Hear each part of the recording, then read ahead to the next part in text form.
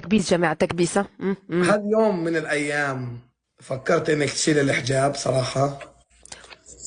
مستحيل مستحيل مستحيل. به ابو اسماعيل بقول لك شيء. آم، انا تعرف من متى متحجبة؟ لا. من اللي عمري 6 سنين. ما شاء الله. اه. انا مع ولا انسان هسه بقولوا قسما بالله ورس امي اللي شفتها، امي اللي اغلى منها ما عنديش ورس عينين امي. ولا انسان في الكرة الارضية عنده صورتي بلاش حجاب. ولا انسان في الكرة الارضية شافني بلاش حجاب.